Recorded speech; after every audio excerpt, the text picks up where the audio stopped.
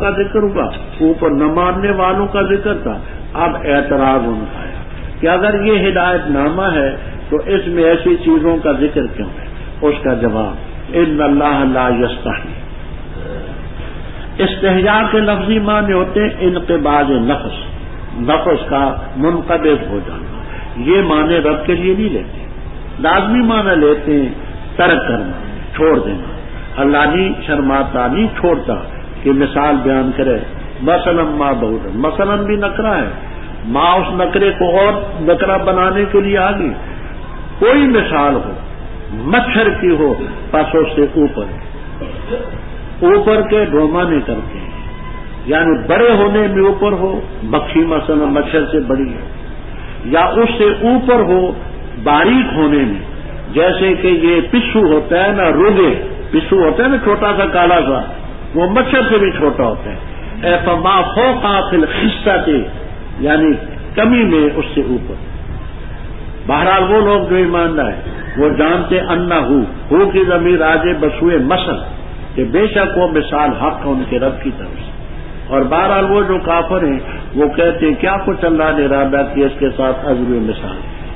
رب تعالیٰ فرماتے ہیں یضل بھی بالمثل، اس مثال کے ذریعے بہتوں کو بہکاتا ہے رب تعالیٰ، اور رہنمائی کرتے ہیں اس کے ذریعے بہت، یعنی جو مانتے ہیں ان کو ہدایت نصیب ہوتی، جو نہیں مانتے دوسری طرف، اور نہیں بہکاتے اس مثال کے ذریعے مگر فاسقین۔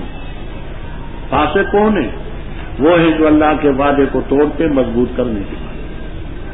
کون سا وعدہ ہے؟ بڑی تفصیل ہے، معالم التنزیل، خازن، ابن کثیر وغیرہ وغیرہ۔ ایک تو وہ وعدہ ہے کہ ازل والے دن دیا تھا، الست بربکم قالوا بلا، اس وعدے کو توڑا۔ دوسرا یہ جس وقت انسان کلمہ پڑھتا ہے تو رب کے ساتھ ایک وعدہ کرے، اور ایمان مجمل اور مفصل میں تو قبل تو جمیع احکامیت ہے، یہ رب کے ساتھ جو وعدے کرتا ہے توڑتے ہیں، اور توڑتے ہیں وہ چیز جو اللہ نے حکم دیا کہ اس کو جوڑا جائے۔ اللہ تعالیٰ کا حکم ہے اللہ تعالیٰ سے تعلق جوڑو، یہ توڑتے ہیں۔ اللہ کے پیغمبروں سے تعلق جوڑو، خدا کی کتابوں سے جوڑو، دین سے جوڑو، شریعت سے جوڑو، یہ توڑتے ہیں اور زمین میں فساد مچاتے ہیں۔ اولئک هم الخاسرون، یہ نقصان اٹھانے والے۔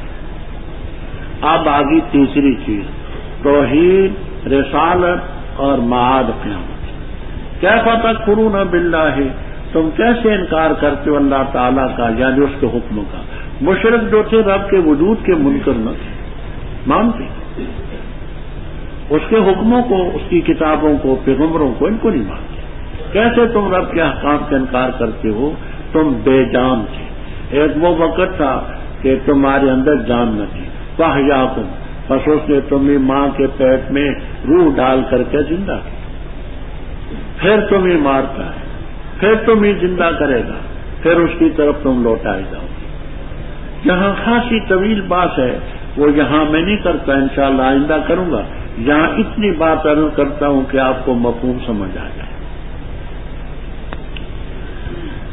روح المعانی، ابو سعود، تفسیر کبیر وغیرہ میں ہے۔ ثم یحییکم فی القبور،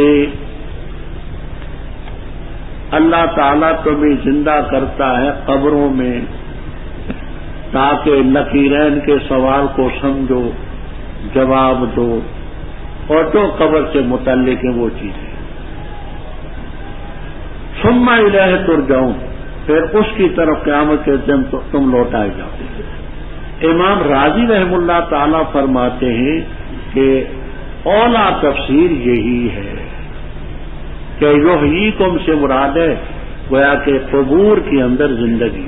کیوں؟ کہتے ہیں حرف ثم جو ہوتا ہے وہ تاخیر کے لیے، قیامت کے دن جس وقت قبروں سے نکلیں گے تو اس وقت تو تاخیر نہ ہوگی، فوراً رب کی عدالت میں پہنچے، تو وہاں ثم کا تو تحقق نہیں ہوتا۔ ثم کا تحقق امام راضی رحم اللہ تعالیٰ فرماتے اسی صورت میں ہے کہ قبر کے اندر یحییکم سے مراد ہو قبروں میں زندگی، پھر قیامت کے دن تم اس کے یہ قبروں کی زندگی کے متعلق بات اپنے مقام پر آئے گی انشاءاللہ کہ فی الجملہ حیات ہوتی ہے وہ ہمارے حس و شعور سے باہر آتا ہے. ہم اگر کسی قبر کو اکھاڑ کر کے دیکھیں ہمیں کچھ بھی نہیں نظر آئے گا. وہ آگے انشاءاللہ آئے گی بات. اچھا رب اوپر ذکر اللہ تعالیٰ کی نعمتوں. یہ دیکھو رب نے تمہیں پیدا کیا, پہلے لوگوں کو پیدا کیا, اب مزید نعمتوں کا ذکر ہے. والذی خلق لکم ما فی الارض, تمہیں نہیں پیدا کیا, تم سے پہلے لوگوں کو ہی نہیں پیدا کیا, بلکہ اس نے پیدا کیا تمہارے لیے ما فی الارض جمیعا, زمین کے اندر جو کچھ ہے سب تمہارے لیے پیدا کیا. اب جہاں بعض ملحدوں نے اعتراض کیا ہے کہ جی سانپ بھی تو ہوتے ہیں, بچھو ہوتے ہیں, زہریلی چیزیں ہوتی ہیں, تو یہ لقب لام تو فائدے کے لیے ہے, تو اس میں کیا فائدہ ہے؟ لقب میں لام انتفاع کے لیے ہے, اس میں کیا فائدہ ہے؟ علامہ عبدالعزیز فرہاروی رحمہ اللہ تعالی نبراس والے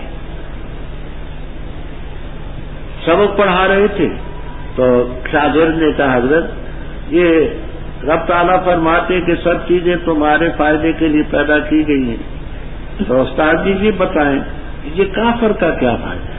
کافر بھی تو مخلوق ہے نا.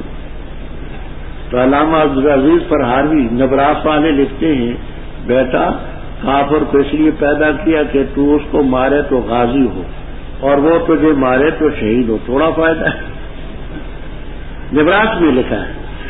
اور سانپ اس لیے پیدا کیا کہ اس سے عبرت حاصل کرو, اور تجھے ڈھسے تو شہادت کا درجہ ملے, کوئی فائدہ تھوڑا ہے. یہ دیکھیے یہ تو انہوں نے کہا ظرافت بھی ہے, حقیقت بھی ہے نبراس والے. اب اگر ہم نے سانپ نہیں دیکھا, بچھو نہیں دیکھا, لڑم نہیں دیکھا, سمجھ آئی, تو ہم یہ کہیں کہ دیکھو بھی قبر میں ایسے لوگ بھی ہوں گے سون تنینن 99 اژدہا ان کے گرد ہوں گے. سانپ کو دیکھا نہیں, کیا سمجھے؟ اب جب سانپ کو دیکھا تو فائدہ کہ دیکھو بھائی نماز چھوڑی تو ایک سانپ پیچھے پڑے گا, روزہ کھایا دوسرا سانپ. اسی طرح یہ جتنے گناہ ہیں وہ سانپوں کی شکل میں ہوں گے. 99 اژدہا ایک آدمی کے گرد. ایک چھوٹا سا سانپ آ جائے مجمع منتشر ہو جائے. تو فائدے کا یہ معنی نہیں کہ انسان کھا پی لے, فائدے کا معنی عبرت. سب چیزیں رب نے عبرت کے لیے بنائی. فرمایا پھر اس نے استوا الی السماء, استوا کا صلہ اعلیٰ آئے, ثم الرحمن علی العرش استوا. اعلیٰ صلہ تو اس کے معنی مستوی ہونا, قائم ہونا. استوا کا صلہ الی تو اس کے معنی قصد کرنا. ثم استوا اے قصد الی السماء, آسمان کی. صلات کے ساتھ بھی سلوں کے ساتھ بھی معنی بدلتے رہتے. الی کے معنی قصد, اعلیٰ کے معنی مستولی. فسواہن سبع سماوات, یہ ہنہ کی ضمیر کدھر جاتی ہے؟ تو روح المعانی میں بھی ہے, بیضاوی میں بھی ہے کہ سما کی طرف جاتی ہے, کیونکہ سما یہ سماعتن کی جمع ہے, اور ان کے نزدیک سماوات جمع الجمع ہے. سما جمع ہے سماعتن کی, اور سماوات جمع الجمع. تو لہذا ہنہ جمع کی ضمیر اس کی طرف لوٹی. جبکہ دوسرے کہتے نہیں, سما اگر کے جمع نہیں لیکن جنس کے نزدیک. جنس میں گویا کہ تکثر بھی ہوتا ہے, کثرت کے معنی بھی ہوتے ہیں, لہذا سما کی طرف یہ ہنہ کی ضمیر آتی. کشاف والے کہتے ہیں کہ ضمیر بائیں طرف راجی, جس کو ضمیر مبہم کہتے ہیں. ربہ رجلا, ربہ رجلا, یہ ضمیر مبہم ہوتی ہے. رجلا آگے اس کی تفسیر ہے. تو آگے کہتے ہیں کہ سبع سماوات یہ اس کا مرجع ہے, ضمیر مبہم. 7 آسمان اللہ نے پیدا کیے تحت وہو بکل شیء علیم. وَإِذْ قَالَ رَبُّكَ, جب کہا تیرے رب نے فرشتوں سے, بے شک میں بنانے والا ہوں زمین میں خلیفہ. کہا انہوں نے کیا بناتا ہے تو زمین میں؟ وہ جو فساد مچائے گا زمین میں اور بہائے گا خون، اور ہم تسبیح بیان کرتے ہیں تیری حمد کے ساتھ متلبس ہو کر، اور تیری پاکیزگی بیان کرتے ہیں۔ فرمایا بے شک میں جانتا ہوں جو تم نہیں جانتے۔ اور تعلیم دی آدم علیہ السلام کو رب نے ناموں کی سب کی، پھر ان کو پیش کیا فرشتوں پر، پس فرمایا خبر دو مجھے ان چیزوں کے ناموں کی اگر ہو تم سچے۔ کہا انہوں نے باق ہے تیری ذات، ہمیں کوئی علم نہیں مگر جو تو نے ہمیں تعلیم دی، بے شک تو ہی ہے جاننے والا حکمت والا۔ کہا اللہ تعالیٰ نے آدم علیہ السلام خبر دے ان کو ان چیزوں کے ناموں کی، پر جس وقت خبر دی اس نے ان کو ان کے ناموں کی، فرمایا رب تعالیٰ نے کیا میں نے نہیں کہا تھا تمہیں کہ بے شک میں جانتا ہوں آسمانوں کے غیب اور زمین کے غیب کو، اور جانتا ہوں جو چیز تم ظاہر کرتے ہو اور جس چیز کو تم چھپاتے ہو۔ اور جب کہا ہم نے فرشتوں سے سجدہ کرو آدم علیہ السلام کو، پس انہوں نے سجدہ کیا مگر ابلیس نے انکار کیا اور تکبر کیا اور تھا وہ کافرین میں سے۔ اور کہا ہم نے آدم ٹھہر تو اور تیری بیوی جنت میں، اور کھاؤ دونوں اس جنت سے کشادہ جہاں سے تم دونوں چاہو، اور نہ قریب ہونا اس درخت کے، پس ہو جاؤ گے تم ناانصافی کرنے والوں۔ پس پھسلایا شیطان ان دونوں کو اس درخت سے، بس نکالا ان دونوں کو مما ان چیزوں سے جن میں وہ تھے، اور کہا کہ اتر جاؤ بعض تمہارے بعض کے لیے دشمن ہے، اور تمہارے لیے زمین میں مستقر ہے ٹکنے کی جگہ اور متاع فائدہ ہے ایک وقت۔ بس حاصل کیا آدم علیہ السلام نے اپنے رب سے چند کلمات، پس اللہ نے ان پر رجوع فرمایا، بے شک وہ توبہ قبول کرنے والا مہربان۔ کہا ہم اتر جاؤ اس سے سب، بس اگر آئی تمہارے پاس میری طرف سے ہدایت، بس جس نے پیروی کی میری ہدایت کی، پس نہیں خوف ہوگا ان پر اور نہ وہ غم کرتے ہوں گے۔ اور وہ لوگ جنہوں نے کفر کیا اور تکذیب کی ہماری آیات کی، وہ اصحاب النار ہیں، وہ ہمیشہ اس میں رہا کریں گے۔ ضبط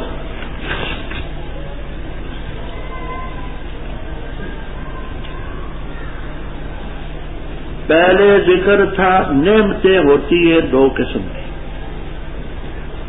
ایک ہوتی ہے جسمانی، دوسری ہوتی ہے روحانی بألفاظ دیگر۔ ایک نعمت ہوتی ہے حسی، دوسری ہوتی ہے معنوی بألفاظ دیگر۔ ایک نعمت ہوتی ہے ظاہری، دوسری نعمت ہوتی ہے باطنی۔ جسمانی، روحانی، حسی، معنوی، ظاہری، باطنی۔ پہلے ان نعمتوں کا ذکر تھا جو نعمتیں حسی تھی، تمہارا اپنا وجود، بارش کا اترنا، زمین کا ہونا، آسمان کا ہونا، پھلوں کا کھانا، یہ تمام حسی نعمتیں تھیں۔ اب معنوی نعمت کا ذکر ہے کہ اللہ تعالیٰ نے تمہارے باپ آدم علیہ السلام کو علم کی دولت سے نوازا تھا، اور اسی واسطے فرشتے ان کو سجدہ کرنے والے۔ تو پہلے حسی نعمتوں کا ذکر تھا، اب معنوی جو علم ہے۔ اور یہ واعظ یہ کہتے ہیں کہ یہ اذکر فعل ہے، یہ جملہ منصوب ہے ظرف کی وجہ سے، واذکر یاد کر، جب کہا تیرے رب نے فرشتوں سے۔ ملائکہ کا لفظ الوقت سے، الوقت کے معنی ہوتے ہیں پیغام رسانی، فرشتے رب کے پیغام پہنچاتے رہتے ہیں۔ اور فرشتے مسلم شریف کی روایت ہے حضرت عائشہ صدیقہ رضی اللہ تعالیٰ عنہ سے، حضرت صلی اللہ علیہ وسلم نے فرمایا خلقت الملائکۃ من نور، فرشتے نور سے پیدا، لیکن یاد رکھنا نور سے وہ نور مراد نہیں جو رب کی صفت ہے، اس سے کوئی شے نہیں پیدا۔ اس نور سے مخلوق نور ہے، جیسے پانی مخلوق ہے، ہوا مخلوق ہے، مٹی مخلوق ہے، آگ مخلوق ہے، اسی طرح اللہ تعالیٰ نے ایک نور پیدا کیا، اس سے فرشتے پیدا۔ اللہ کی جو صفت ہے نور، نہ وہ قدیم ہے، اس سے کوئی شے نہیں ہے۔ فرشتوں سے رب نے کہا کہ بے شک میں زمین میں بنانے والا ہوں خلیفہ۔ فرمایا پروردگار کیا تو زمین میں بناتا ہے اس کو جو فساد مچائے گا زمین میں اور خونریزی کرے گا؟ اور ہم تیری تسبیح بیان کرتے ہیں تلبس کے لیے ہم تیری تسبیح سبحان اللہ و بحمدی پڑھتے ہیں، ونقدس، لفظ مانے تو نقدس تجھے پاک کرتے ہیں، تو معاذ اللہ کہ اللہ پہلے پاک نہیں ہمارے پاک کرنے کا محتاج ہے۔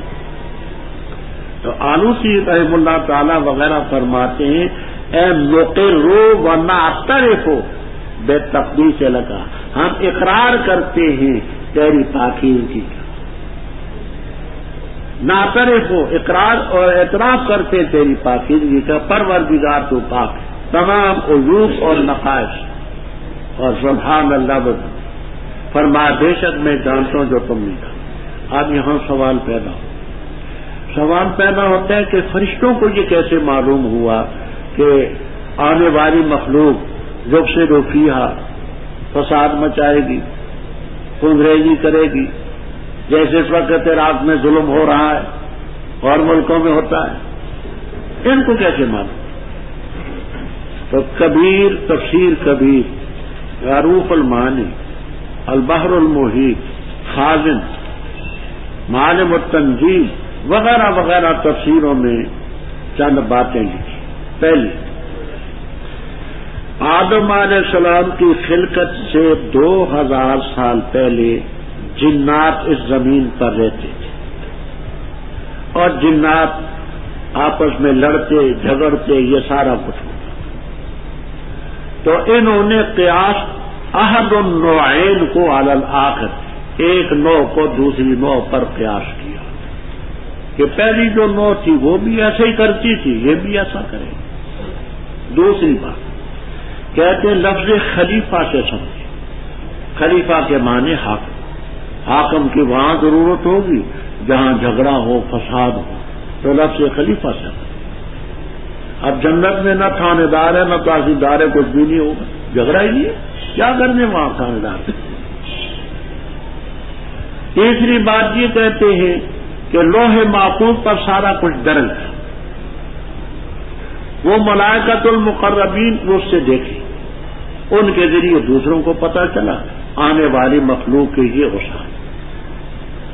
وعلم آدم الاسماء کلھا، اللہ تعالیٰ نے آدم علیہ السلام کو سب چیزوں کے نام سکھلائے کہ یہ آسمان ہے، یہ زمین ہے، یہ ہنڈیا ہے، یہ نمک ہے، یہ ہلدی ہے، کرکمان ہے، یہ مرچکی مرچیں ہیں، یہ فلاں ہیں، یہ فلاں ہیں، ساری چیزیں۔ پھر فرمایا کہ پیش کیا ان کو علی الملائکہ، اب ان کی ضمیر تغلیب ہے ذوی العقول کی غیر ذوی العقول، فرشتوں سے کہا کہ تم بتاؤ ان چیزوں کے ناموں کی اگر ہو سکے۔ فرشتوں نے کہا سبحانک لا علم لنا الا ما علمتنا، تو نے جو ہمیں تعلیم دی وہی ہے اور ہم نہیں جانتے، انک انت العلیم۔ فرمایا آدم ان کو خبر دیں ان چیزوں کے ناموں کی، پر جب خبر دی ان چیزوں کے ناموں کی تو رب تعالیٰ نے فرمایا کیا نہیں کہا تھا میں نے تمہیں آدم غیب السماوات والارض، اور میں نہیں کہا تھا کہ میں جانتا ہوں ما تبدون و ما کنتم تکتمون۔ اب جہاں ایک بات تو یہ ہے، بات توجہ سے سنیں،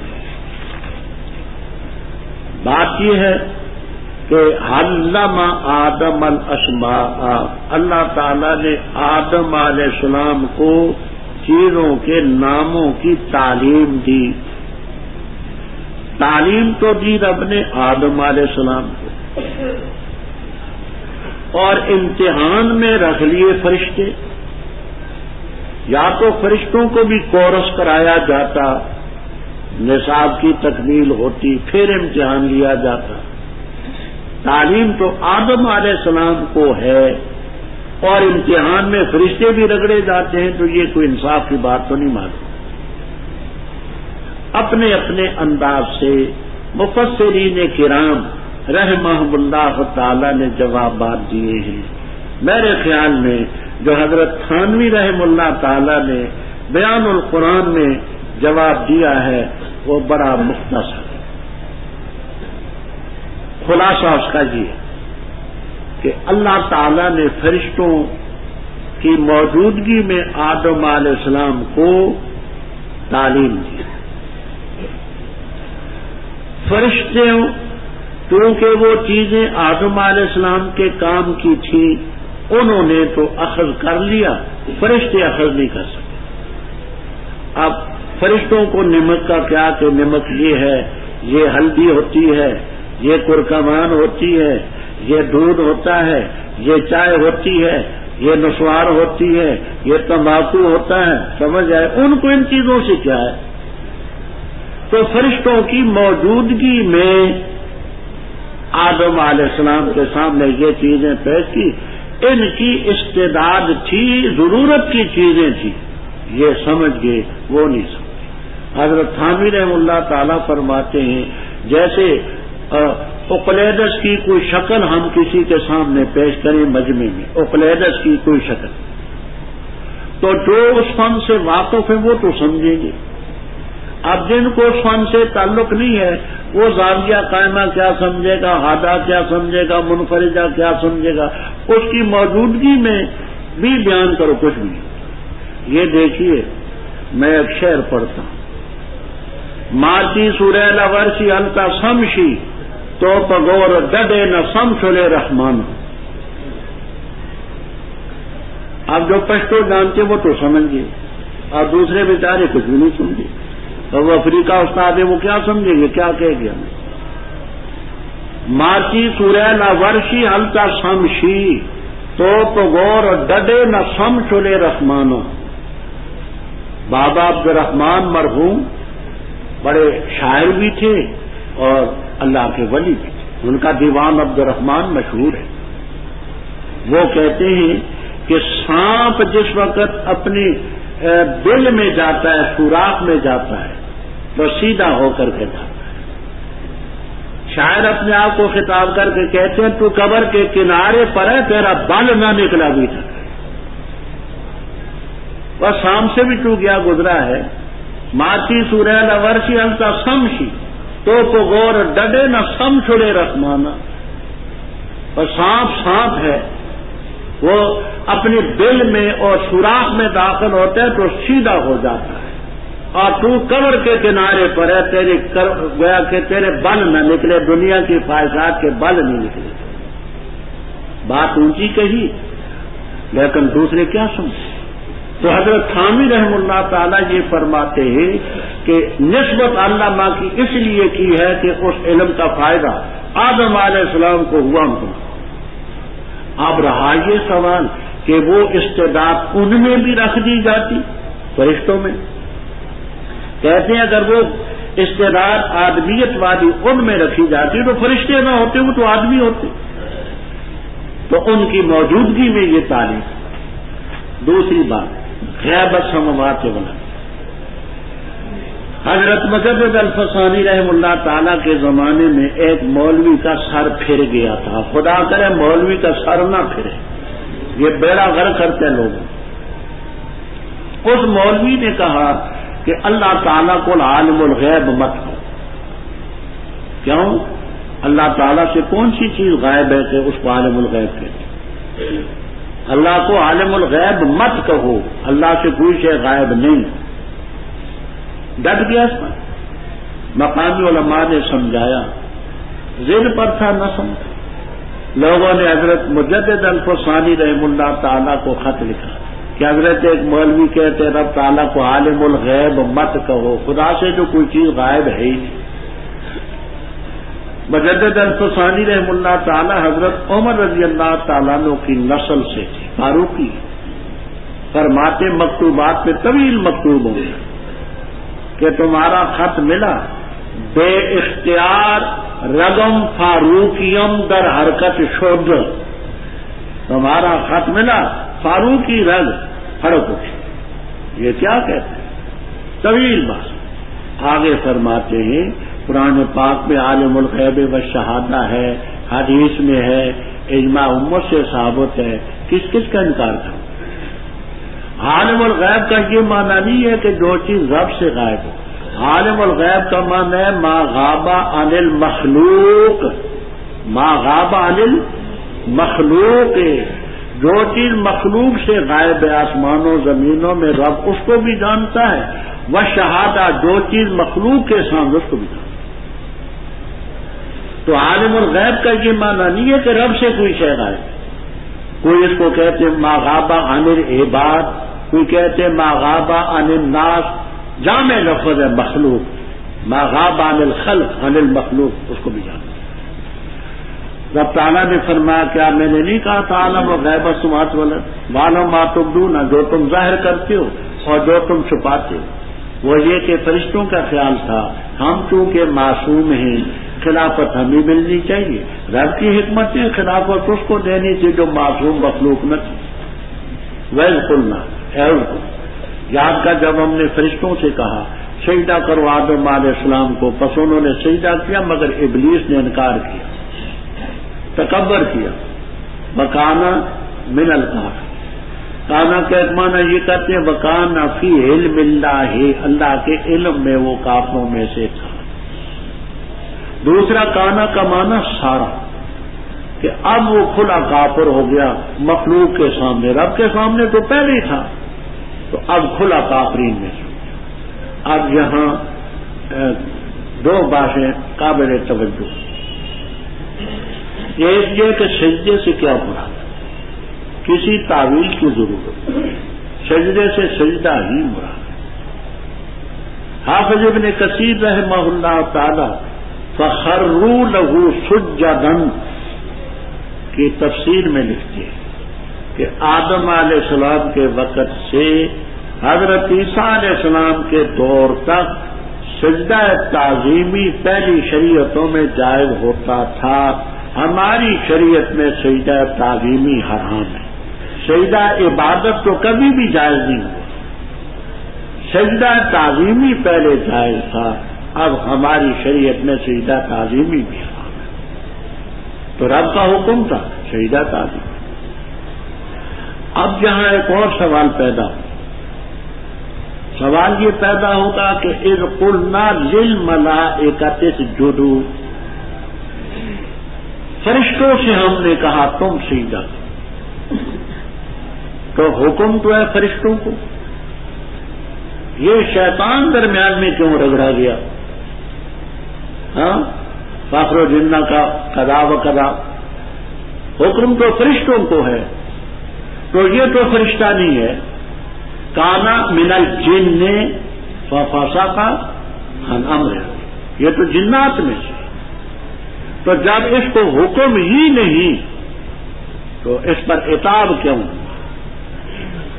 8واں پارہ سورۃ الاعراف پہلا رکوع نکالیں، 8واں پارہ سورۃ الاعراف پہلا رکوع نکالیں۔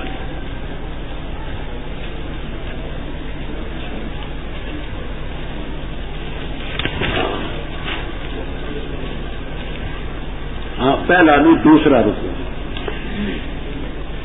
8واں پارہ سورۃ الاعراف دوسرا رکوع نکلا۔ اعوذ باللہ من الشیطان الرجیم، بسم اللہ۔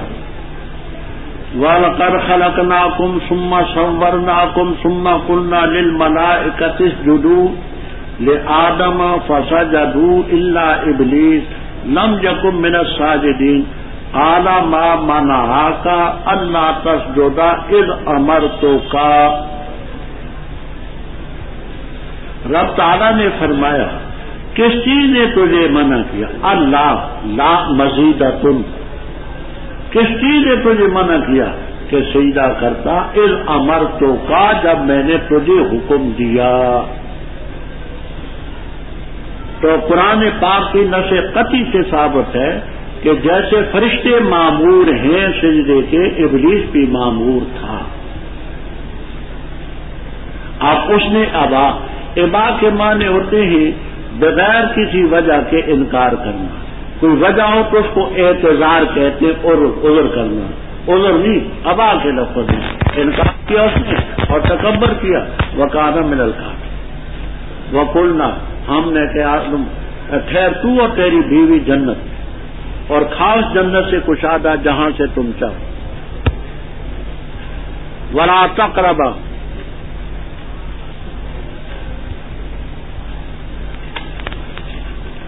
وَلَا تَقْرَبَا هَٰذِهِ الشَّجَرَةَ، قریب ہو تم اس درخت کے، بس ہو جاؤ گے ظالمین۔ فَأَزَلَّهُمْ، دیکھی ہے تو باب افعال، لیکن معنی میں استفعال کے فَاسْتَزَلَّهُمَا، ان کو پھسلنے پر آمادہ کی، طلب ذلت کی۔ ازلہ تو باب افعال ہے معنی استزلہ کے، اس نے ان کو پھسلایا، ہنہا اس درخت سے، نکالا ان خوشیوں سے جن میں تھی۔ اب یہ درخت کون سا تھا؟ اقوال عدیدہ، ایک یہ کہ گندم کا تھا۔ دنیا میں تو اس کے پودے ہوتے چھوٹے چھوٹے، جنت میں اس کا درخت ہو تو کوئی بعید نہیں۔ یہ بھی کہا گیا کہ اس سے مراد ہے انجیر، یہ بھی کہا گیا کھجور، یہ بھی کہا گیا موز یعنی بادام، اور یہ بھی کہا گیا کہ شجرۃ من اکل احدثا، ایسا درخت ہے جس کا پھل کھانے کے بعد حدث لائق ہوتے ہیں، وہ املوک ہوتے ہیں، املوکان کالے کالے دانے ہوتے ہیں، ان کی یہ خاصیت بتلاتی ہے۔ لیکن گندم کو زیادہ نہیں۔ اب وہ کیسے پھسلایا؟ اب یہاں بات چلتی کہ جب ابلیس کو جنت سے نکال دیا گیا تو یہ کیسے پہنچا؟ تو اس کا ایک جواب یہ دیتے ہیں کہ جنت کے دروازے کے باہر اندر نہیں جا سکتے، جیسے فقیر دروازے کے باہر لوگ آ کر کے کرتے رہتے ہیں اور ان کو پھسلائے۔ یہاں بڑی بڑی کہانیاں بھی ڈالی ہیں کہ سانپ کے منہ میں داخل ہوا، یہ وہ کلو من الخرافات، کوئی حقیقت نہیں۔ تو ایک یہ ہے کہ وہ دروازے پر کھڑا تھا، یہ اندر وقاسمہما انی لکما لمن الناصحین، یاد میں پارے میں آئے گا، قسم اٹھائی کہ میں تمہارا بڑا خیر خواہ، اس درخت کو کھاؤ گے ہمیشہ ہمیشہ یہی۔ دوسرا یہ اندر اندر سے آ کرنی۔ آج ہم جس فن سے ناواقف ہیں، پہلے دو قسم کے ہوتے تھے، ایک مشائین چل پھر کر کے علم حاصل کرتے، ہماری طرح جوتیاں گھساتے تھے، اور ایک اشراقی ہوتے تھے، اشراقی، وہ وہاں بیٹھا ہوا ہے، وہ وہاں بیٹھا ہوا ہے، وہ پڑھا رہا ہے، وہ پڑھ رہا ہے، بولتے نہیں۔ صدیوں تک علم کا یہ طریقہ جاری تھا، اب ہم میں نہیں رہا۔ تو اس طرح دل میں القاء اس نے دور سے کیا، یہ بھی کہا گیا۔ ہم نے کہا کہ ظالموں ان میں سے ہو جاؤ گے، بس شیطان نے پھسلایا اور نکالا ان خوشیوں سے جن میں تھی۔ ہم نے کہا اتر جا، بات تمہارے بات کے لیے دشمن ہے اور تمہارے لیے زمین میں مستقر اور متاع الہی۔ معالم و تنزیل وغیرہ میں علامہ بغوی رحمہ اللہ تعالی کی تفسیر ہے معالم و تنزیل، اور بھی تفسیروں میں ہے، کہتے آدم علیہ السلام کو جو مغالطہ ہوا وہ یہ کہ ابلیس نے قسم اٹھائی، وقاسمہما، قسم اٹھائی۔ آدم علیہ السلام نے یہ سمجھا کہ ہے تو ابلیس، لیکن یہ نہیں ہو سکتا کہ خدا کی قسم اٹھا کے دوں۔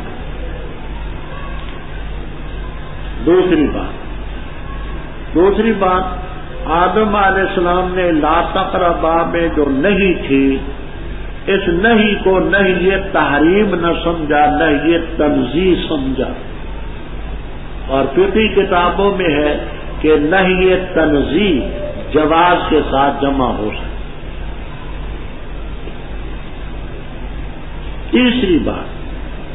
تیسری بات یہ کہتے ہیں کہ ابلیس لعین چلتی پھرتی مخلوق تھی۔ آدم علیہ السلام کو یہ مغالطہ ہوا کہ اللہ تعالیٰ نے پہلا حکم منسوخ کر دیا ہے، اس کو ناسخ کا علم ہے، مجھ تک کبھی نسخ نہیں پہنچی۔ یہ قسم جو اٹھاتے ہیں تو اس کا مطلب یہ کہ پہلا حکم منسوخ ہے۔ چوتھی بات، آدم علیہ السلام سے درخت کی تعین میں غلطی ہوئی، رب تعالیٰ نے فرمایا تھا ہاذہ شجرہ، اس درخت سے نہ کھانا۔ آدم علیہ السلام نے اس درخت سے نہیں کھایا، اسی نو کے درخت سے وہاں سے کھایا۔ رب کی مراد تھی نو، انہوں نے سمجھا شخص۔ یہ چار باتیں میں نے کیا کہی؟ آدم علیہ السلام کی جو مبارک ہوا وہ اس بات سے کہ کس نے کہا؟ وقات مہما اس نے قسم کر لیا۔ نہ دیکھیے نا، حوالے کے بغیر تو بات نہیں ہوتی مولانا۔ سب سے پہلی بنیادی بات ہو حوالہ، کس نے کہا؟ ہاں ہاں، اور بھی ہے، کم از کم ایک تفسیر کا حوالہ تو ہونا چاہیے کہ بوقت سے ضرورت آپ رجوع کریں تو آپ کو ملے۔ ہم کوئی بات بحمدللہ حوالے کے بغیر نہیں کرتے۔ مطلب یہ ہوتا ہے کہ آپ کو اگر کوئی الجھن پیش آئے، کتاب کی طرف رجوع کریں تو آپ کو آسانی، جیسے ہوائی تقریریں ہماری نہیں ہوتی، ختم نہیں۔ بعض جگہوں میں ایسا ہوتا ہے کہ وہ ان کے دورے ہوتے ہیں چند مسائل کے، وہ جتنا زور ہے ہفتہ، 2 ہفتے، 3 ہفتے انہیں پر لگاتے ہیں، باقی روا روی ہو۔ ہمارا یہ طریق نہیں ہے، ہم اول سے آخر تک یہ چاہتے ہیں کہ قرآن صحیح معنی میں سمجھ آ جائے۔ وہ باتیں بھی آتی رہتی ہیں لیکن یوں آسینے چڑھا کر کو ان مسائل پر ہم نہیں کرتے۔ جی معلوم تنظیم یہ ہے کہ آدم علیہ السلام کو جو مبارکہ ہوا ایک تو شیطان کی قسم کو وقات مہما، کیونکہ آدم علیہ السلام کو پتہ نہیں تھا کہ یہ ابلیس ہے، لیکن پھر بھی اللہ کے نام لے کر قسم اٹھاتے ہیں۔ دوسری بات یہ ہے کہ آدم علیہ السلام نے جو نہی کی ولا تقربا، یہ نہی تنظیمی کے لیے سمجھی ہے کہ نہیں تحریمی کی۔ دوسری کتابوں میں یہ ہے کہ نہی تنظیم جو ہے وہ جواب کے ساتھ جمع ہو سکتی، مکروہ تنظیم بھی ہو اور عمل بھی ہو۔ اور تیسری بات یہ ہے کہ آدم علیہ السلام ایک جگہ پر پیش ہوئے تھے اور ابلیس وغیرہ یہ چلتی پھرتی نہیں مخلوق، تو اس نے یہ سمجھا کہ ہو سکتا ہے کہ یہ حکم منسوخ ہوا ہو، مجھے علم ہوا۔ اور چوتھی بات یہ ہے کہ آدم علیہ السلام نے یہ ولا تقربا حاضر شرطہ نے اس کو 9 پر مقبول نہیں کیا۔ ہاں، انہوں نے سمجھا کہ اس درخت سے نہیں کھایا تو اس سے تو نہیں کھایا، اسی 9 کا وہاں سے کھایا۔ اچھا، مستقل کے متعلق سمجھیں، یہ مصدر میمی بھی ہے اور ظرف کا صیغہ بھی، کیونکہ مزید ابواب جو ہوتے ہیں ان کے ظروف مفعول کے وزن پر، تو مستقل ظرف ہو تو ہمارے لیے زمین میں ٹکنے کی جگہ، اور مصدر میمی ہو تو تمہارے لیے زمین میں قرار ہے اور فائدہ ایک وقت ہے۔ فطلق آدم، بس حاصل کیے آدم علیہ السلام نے اپنے رب سے چند کلمات، فتاب علیہ، وہ کلمات ربنا ظلمنا انفسنا وان لم تغفر لنا وترحمنا لنکونن من۔ دیکھیے، تابہ کا لفظ رب تعالیٰ کے لیے بھی بولا جاتا ہے، اس کا صلہ اعلیٰ ہے، یہ بندے کے لیے بھی بولا جاتا ہے، اس کا صلہ آئے گا من۔ جب مخلوق کے لیے ہو تو من صلہ آتا ہے، رب کے لیے ہو تو تا۔ اب دیکھیے، تابہ علیہ، رب نے اس پر رجوع فرمایا۔ بندے کے لیے ہو تو من آئے گا یا الی صلہ آئے گا؟ اتوب من الذنب اتوب الیک، تو صلات کی وجہ سے تبعیض ہوتا ہے، رب نے رجوع فرمایا، بے شک وہ توبہ قبول کرنے والا مہربان۔ ہم نے کہا اتر جاؤ منہا، اس جنت سے سارے سے کیا مراد ہے؟ آدم علیہ السلام، حوا علیہ السلام اور ان کے ضمن میں جتنی اولاد قیامت تک آ سکنے والی۔ فیما جاتی انکم، بات سمجھ، کہتے ہیں ان شرطیہ ہے اور ما مزیدۃن ہے۔ ان ما میں اصل میں کیا تھا؟ فإن، ان شرطیہ، ما مزیدۃن للتوکید۔ اب نحوی قاعدہ سمجھ، بیضاوی میں بھی ہے، عبدالحکیم البیضاوی، شیخ زاد البیضاوی وغیرہ میں ہے کہ جملہ شرطیہ اس میں طلب کا معنی نہ ہو، قسم کا معنی نہ ہو، تو نون تاکید ثقیلہ یا خفیفہ نہیں آتی۔ جملہ شرطیہ ہو، طلب کا معنی بھی نہ ہو، قسم کا معنی بھی نہ ہو، تو نون تاکید ثقیلہ خفیفہ نہیں آتی۔ جہاں چونکہ ماں ہے اور تاکید کے لیے ہے، تو اس تاکید کی وجہ سے حسن دخول اللام یاتینکم میں نون جو ہے یہ تاکید ثقیلے کی اب درست ہوگی. کیا ضابطہ میں نے عرض کیا؟ تاکید کے لیے اس وجہ سے. اچھا اب بات سمجھنا. فإما بس اگر تمہارے پاس آئے میری طرف سے ہدایت، پر جس نے میری ہدایت کی پیروی کی پس ان پر خوف نہ ہوگا اور نہ وہ غم کرتے ہو. یہ ان کیوں بولا؟ میرے خیال میں اس کی بات جو امام غزالی رحم اللہ تعالی نے الاقتصاد فی الاعتقاد ان کی کتاب ہے، الاقتصاد فی الاعتقاد، اقتصاد فاج کے ساتھ، الاقتصاد فی الاعتقاد میں جتنی بات کی ہے وہ ہم نے اور کسی کتاب میں نہیں دیکھی. کہنا چاہتے ہیں کہ اس میں معتزلہ کا رنگ. وہ کیسے؟ وہ یہ ہے کہ اللہ تعالیٰ نے پیغمبر بھیجے، یہ بھیجنا رب پر واجب نہیں، وجوب علی اللہ نہیں. جنت قائم کرے گا، دوزخ قائم ہوگی، یہ اللہ تعالیٰ پر واجب نہیں، اپنی مرضی سے. تو ان کا لفظ بتاتے کہ اگر آئے نہ آئے بھی تو کوئی پوچھ نہیں سکتا. اذا کا لفظ تحقق کے لیے ہوتا ہے، ان تردد کے لیے ہوتا ہے. تو اگر تمہارے پاس ہدایت آئے تو مطلب یہ کہ اگر وہ رب پیغمبر نہ بھیجتا، رب کتابیں نہ بھیجتا تو اس پر لازم ہے. کیا سمجھے؟ امام غزالی رحمۃ اللہ الاقتصاد فی الاعتقاد میں لکھتے ہیں کہ آیات میں معتزلہ پر رد ہے. معتزلہ کا یہ عقیدہ ہے کہ اللہ پاک کو پیغمبر بھیجنا لازمی، کتابیں بھیجنا، پیغمبر بھیجنا اصل علیہ بات یجب علی اللہ کا یہ لازمی ہے. تو یہاں یہ اس آیات میں بس اگر کا مطلب یہ ہے کہ نہ بھی آئے تو رب پر کوئی واجب تو ہے نہیں، جملہ شرطی ہے. اگر آئے تمہارے پاس ہدایت تو اس میں ان کا رد. خوف اور حزن کا فرق ہے. ایک فرق یہ ہے خوف اس چیز کے بارے میں ہوتا ہے جو آئندہ آئے، حزن اس چیز پر ہے جو پہلے کوئی ہاتھ سے چیز نکل جائے.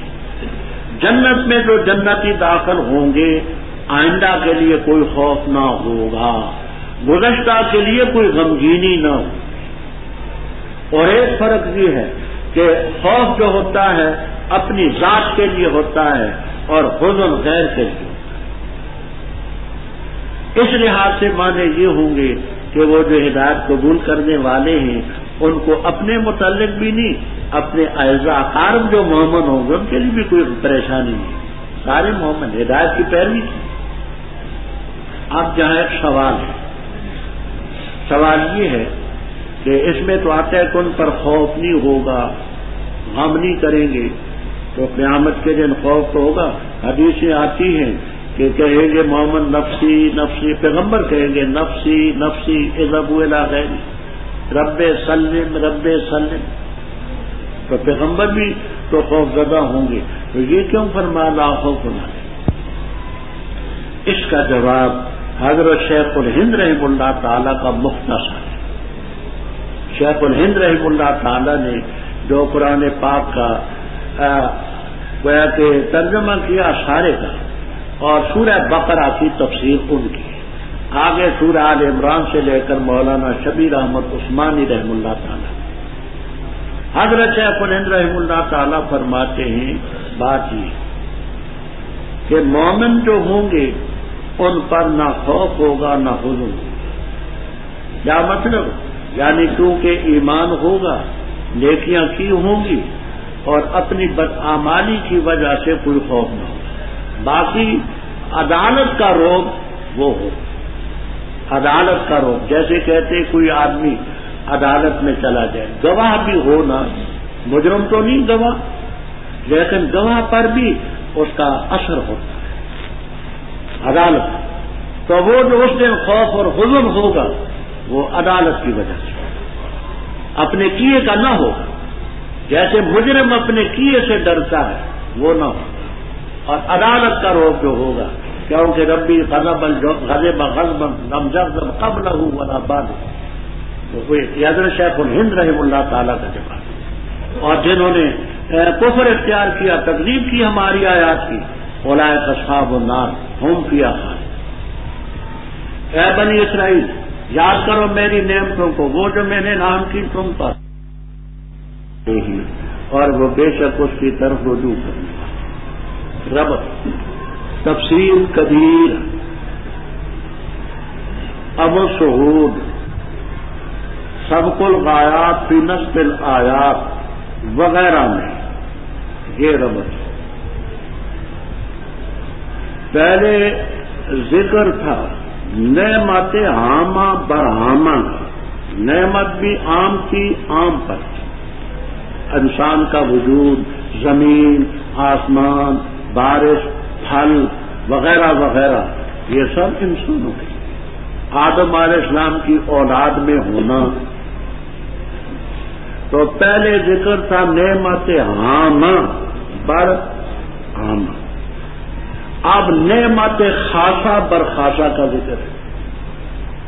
نعمت بھی خاص، طبقہ بھی خاص۔ طبقہ کون سا ہے؟ بنی اسرائیل۔ نعمتیں کون سی ہیں؟ وہ آگے تفصیل ان کی آئی۔ تو پہلے نعمت عامہ برہامہ، اب نعمت خاصہ برخاصہ کا۔ اسرا کے معنی ہوتے ہیں عبد کے، ایل کے معنی اللہ، تو لفظ اسرائیل کے معنی عبد اللہ۔ یہ حضرت یعقوب علیہ السلام کا لقب تھا۔ صاحب کشاف یہاں الٹے چلتے، وہ کہتے اسرائیل ان کا نام تھا، یعقوب ان کا لقب تھا۔ تو حضرت یعقوب علیہ السلام کے 12 بیٹے تھے، ایک حضرت یوسف علیہ السلام جو پیغمبر تھے، باقی بیٹے ان کے پیغمبر نہ تھے۔ ان کی آگے نسلیں چلی اور اللہ تعالیٰ نے بے شمار نعمتیں ان پر کی۔ اب ان کا ذکر ہے، اے بنی اسرائیل یاد کرو میری نعمتوں کو، وہ جو میں نے تم پر انعام کی۔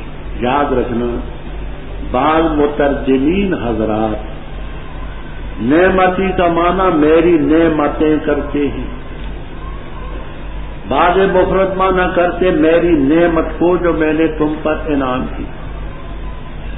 قاضی کے مطابق دونوں معنی صحیح۔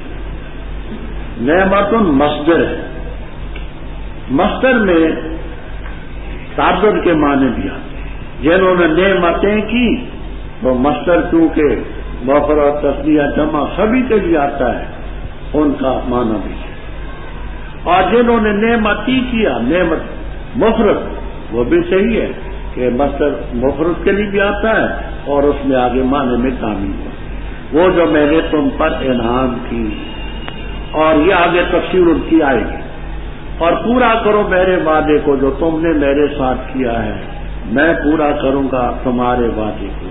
6واں پارہ سورۃ المائدہ نکالیں، سورہ مائدہ۔ احناف.com، جہاں آپ سن سکتے ہیں مستند علماء کرام کے علمی بیانات۔ طلب ہے اگر دیدار بھی اپنی خودی مٹا کے ملی۔ جس قوم میں جوا پھیلا، سود پھیلا، اس قوم میں بے حیائی آ کے رہتی ہے، نمازیں اٹھ جاتی ہیں کیونکہ رزق حرام اندر جاتا ہے، تو حرام انسان کو پھر شراب کی طرف لے کے چلتا ہے، زنا کی طرف لے کے چلتا ہے، اسے بدماشی کی طرف۔ ساتھ ہی ملاحظہ کیجیے حمد و نعت اور اسلامی نظمیں۔ وأحسن منك لم تر قط عين وأجمل منك لم تلد النساء خلقت مبرأ من كل عيب كأنك قد خلقت كما تشاء www.asnaf.com۔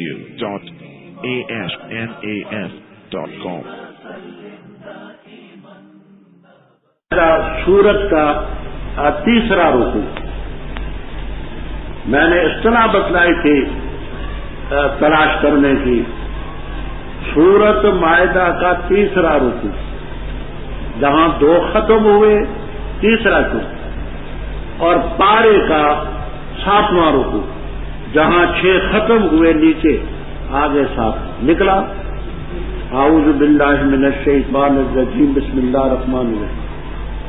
وَلَقَدْ أَخَذَ اللَّهُ مِيثَاقَ بَنِي إِسْرَائِيلَ وَبَعَثْنَا مِنْهُمْ 12 نَقِيبًا وَقَالَ اللَّهُ إِنِّي مَعَكُمْ لَئِنْ أَقَمْتُمُ الصَّلَاةَ وَآتَيْتُمُ الزَّكَاةَ وَآمَنْتُمْ بِرُسُلِي وَعَزَّرْتُمُوهُمْ وَأَقْرَضْتُمُ اللَّهَ قَرْضًا حَسَنًا لَأُكَفِّرَنَّ عَنْكُمْ سَيِّئَاتِكُمْ وَلَأُدْخِلَنَّكُمْ جَنَّاتٍ تَجْرِي مِنْ تَحْتِهَا الْأَنْهَارُ. تفسیر البحر المحیط، روح المعانی اور قرطبی وغیرہ میں اس آیت کو پیش کیا. اب دیکھو انہوں نے جو اللہ تعالیٰ کے ساتھ وعدے کیے تھے وہ یہ اقمتم الصلاۃ، نماز قائم کرنا تمہارا کام، آتیتم الزکاۃ، زکات دینا تمہارا کام، میرے پیغمبروں پر ایمان لانا تمہارا کام. عزرتموہم، تعظیم کے معنی آئیں گے اپنے مقام پر، یہاں آتی ہے کہ ان کی تعظیم کرنا، ان کا احترام کرنا. اور اللہ تعالیٰ کو قرض حسن دو گے، قرض کا مفہوم بھی آئے گا، یعنی صدقہ خیرات کرنا. یہ ہے تمہارے وعدے جو تم نے میرے ساتھ کیے، تم ان کو پورے کرو. تو میں تمہارے ساتھ جو وعدہ کرتا ہوں وہ پورا کروں گا. وہ کیا؟ لَأُكَفِّرَنَّ عَنْكُمْ سَيِّئَاتِكُمْ، ضرور مٹاؤں گا میں تم سے تمہاری خطائیں. وَلَأُدْخِلَنَّكُمْ جَنَّاتٍ تَجْرِي مِنْ تَحْتِهَا. بات سمجھ آ گئی کہ جو وعدہ تم نے کیا ہے وہ تم پورا کرو، جو میں نے کیا ہے وہ میں پورا. وہی یا فرحبونی تھا، یا تخفیفاً گرگی، خاص مجھے سے تم سے. اور ایمان لاؤ اس چیز پر جو میں نے نازل کی، یعنی قرآن کریم مصدق ہے اس چیز کا جو تمہارے پاس ہے. قرآن پاک آسمانی کتابوں کا جو اصلی شکل میں ہیں ان کا مصدق. اب اگر تم نے اس کو نہ مانا تو اس کا نتیجہ یہ ہوگا کہ مصدق کو بھی نہیں مانا. یہ مصدق ہے، تمہاری کتابیں مصدق ہیں تو اس کی تکذیب اس کی تکذیب ہوگی.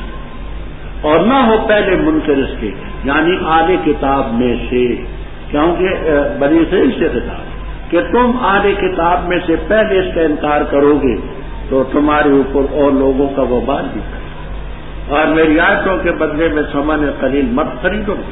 اور خاص وہ سے فتح ترمذی شریف میں روایت ہے، مسند احمد میں روایت ہے، موارد الظمآن میں روایت ہے، الترغیب و ترہیب میں روایت ہے. ترمذی رحم اللہ تعالیٰ فرماتے ہیں ھذا حدیث حسن صحیح، اور دیگر حضرات اس کی تصحیح کرتے ہیں.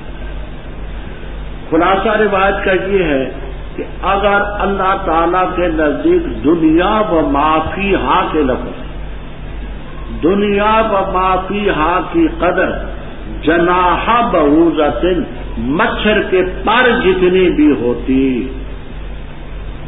تو اللہ تعالیٰ کسی کافر کو گھونٹ شربۃ من ماء، ایک گھونٹ پانی کی بھی.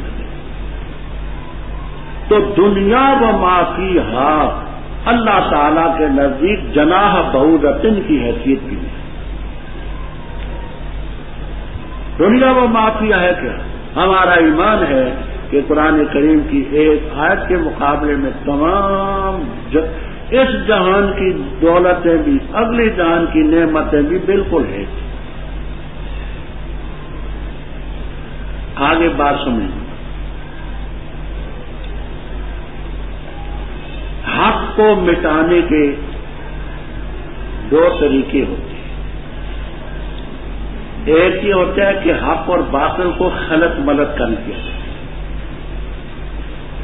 اسی واسطے شرک کے بعد بدعات کی بڑی سخت تردید ہے، کیونکہ بدعت کے ساتھ دین کا نقشہ بدل جاتا ہے۔ اور مجموع الزوائد میں انس رضی اللہ تعالیٰ عنہ کی روایت ہے، وقال الہیثمی رحمہ اللہ تعالی روات موثقون ثقارا ان اللہ تعالی قد حجب التوبہ تعالی کل صاحب بدعت، اللہ تعالیٰ نے بدعتی پر توبہ کا دروازہ بند۔ ایک تو اس واسطے کہ بدعت کی نحوست اتنی بری ہوتی ہے کہ حق سمجھنے کی توفیق نہیں، اور ایک واسطے اس واسطے کہ جب اس کو کار ثواب سمجھے گا تو توبہ کیوں کرے گا؟ تو ایک طریق حق کو مٹانے کا یہ کہ حق باطل کو غلط مدد کر دے، اور دوسرا یہ کہ حق بیان ہی نہ کیا جائے۔ تو ظاہر بات ہے کہ جب حق بیان نہ ہو تو کس کو پتہ چلے؟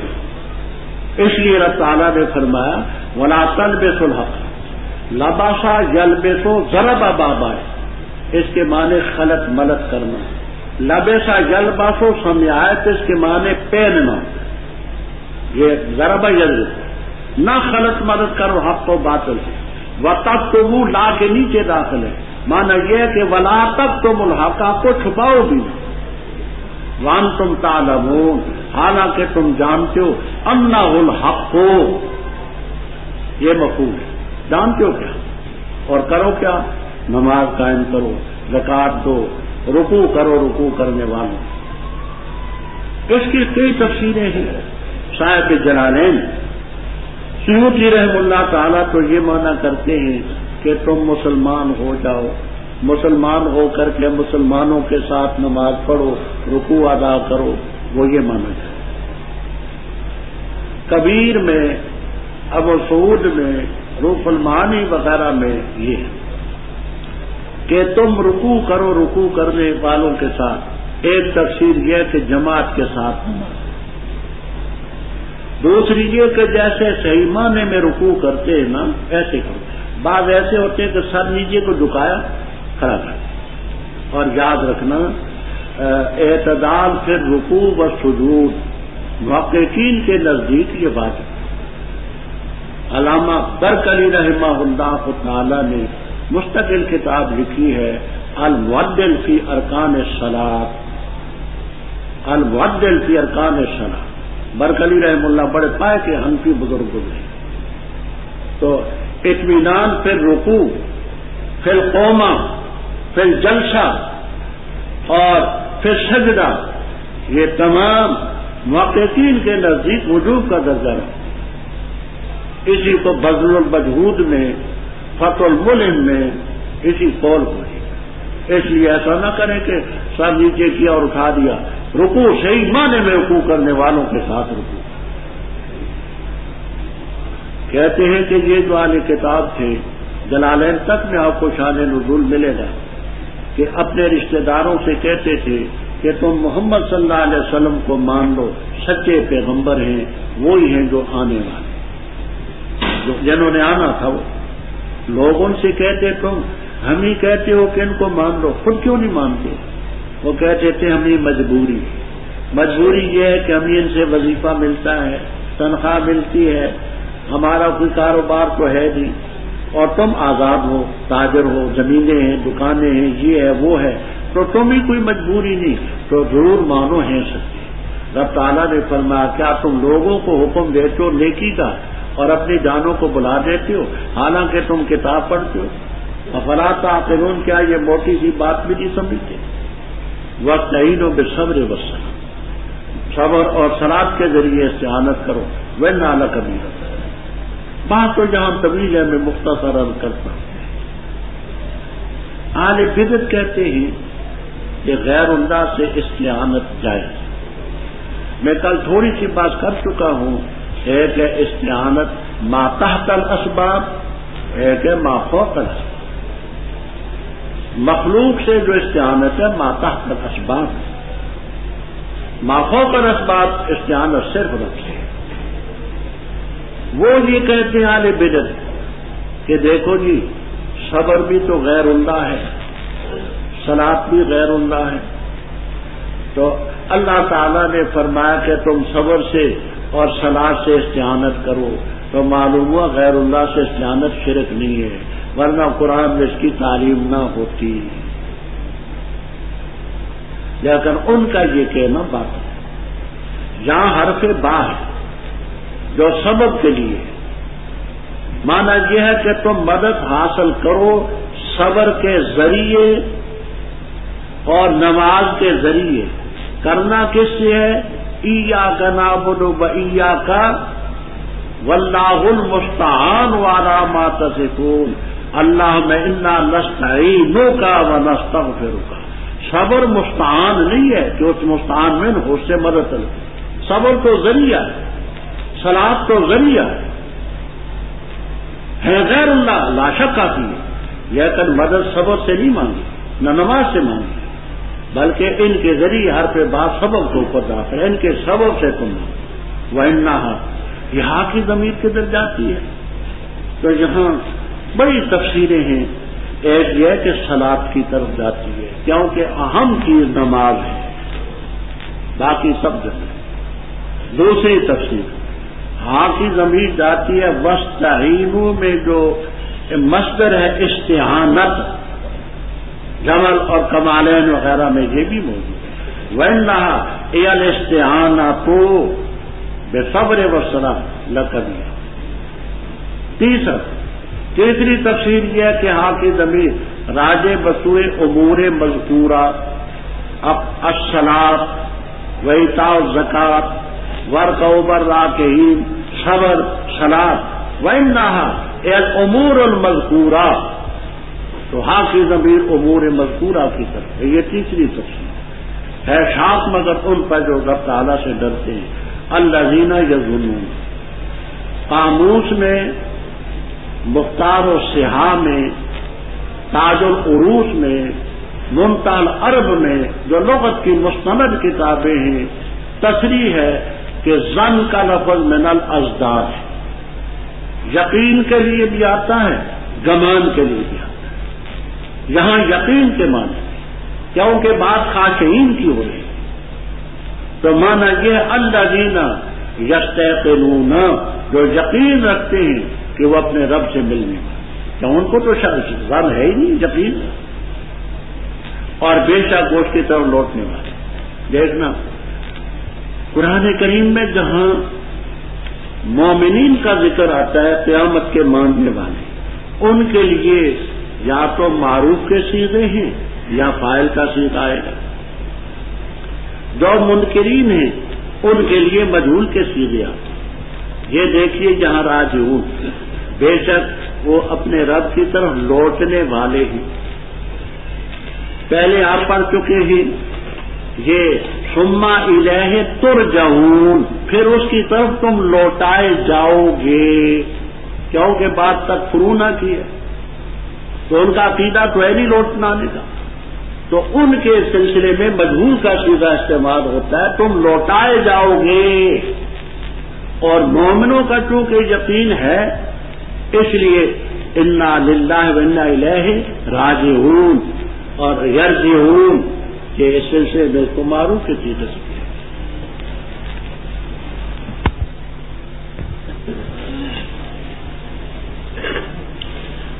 اعوذ باللہ من الشیطان الرجیم، بسم اللہ الرحمن الرحیم۔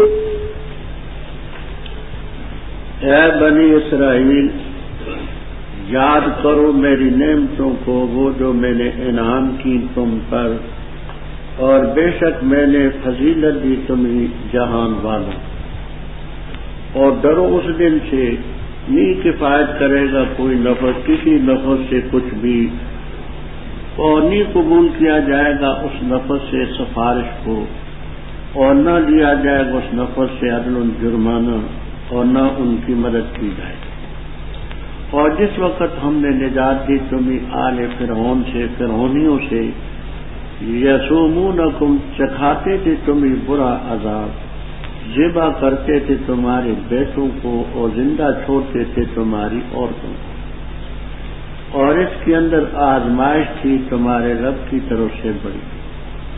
اور جب پھاڑا ہم نے تمہاری خاطر البحر سمندر، بس ہم نے نجات کی تمہیں اور غرق کیا ہم نے فرعونیوں کو اور تم دیکھ رہے تھے۔ اور جس وقت وعدہ کیا ہم نے موسیٰ علیہ السلام سے 40 راتوں کا، پھر بنا لیا تم نے بچھڑے کو اس کے بعد اور تم ظالم تھے، پھر ہم نے معاف کیا تمہیں اس کے بعد تاکہ تم شکریہ ادا کرو۔ اور جب بھی ہم نے موسیٰ علیہ السلام کو کتاب اور فیصلہ کرنے والی چیز تاکہ تم ہدایت حاصل کرو، اور جب کہا موسیٰ علیہ السلام نے اپنی قوم سے، اے میری قوم، بے شک تم نے ظلم کیا اپنی جانوں پر، ساتھ بنا لینے تمہارے کے بچھڑے کو، پس رجوع کرو اپنے خالق کی طرف، پس قتل کرو اپنی جانوں کو، یہی بہتر ہے تمہارے لیے تمہارے خالق کے ہیں۔ پس اس نے رجوع فرمایا تم پر، بے شک وہ توبہ قبول کرنے والا مہربان ہے۔ اور جب کہا تم نے اے موسیٰ علیہ السلام، ہرگز ہم نہیں تصدیق کریں گے تیری یہاں تک کہ ہم دیکھ لیں اللہ تعالیٰ کو جہرتاً کھلے طور پر، پس پکڑا تم کو بجلی نے اور تم دیکھ رہے تھے، پھر ہم نے کھڑا کیا تمہیں تمہاری موت کے بعد تاکہ تم شکریہ ادا کرو، اور سایہ کیا ہم نے تمہارے اوپر بادل کا، اور نازل کیا ہم نے تم پر من اور سلوہ، کھاؤ پاکیزہ ان چیزوں سے جو ہم نے تمہیں رزق دی ہے، اور نہیں انہوں نے ہم پر ظلم کیا لیکن تھے اپنی جانوں پر ظلم کرتے۔ اور جب کہا ہم نے داخل ہو اس بستی میں، بس کھاؤ اس بستی سے جہاں سے تم چاہو رغداً کشادہ، اور داخل ہو دروازے سے سجدہ کرتے ہوئے، اور کہو حتہ تم، ہم بخش دیں گے تمہیں تمہاری خطائیں، اور بتاکید ہم زیادہ دیں گے محسنین کو، نیکی کرنے والوں۔ بس بدل ڈالی ان لوگوں نے جنہوں نے ظلم کیا قولاً بات، اس کے علاوہ جو ان کو کہی گئی تھی، بس نازل کیا ہم نے ان لوگوں پر جنہوں نے ظلم کیا رجزاً عذاب من السماء آسمان سے، بسبب اس کے کہ تھے وہ نافرمانی کرتے۔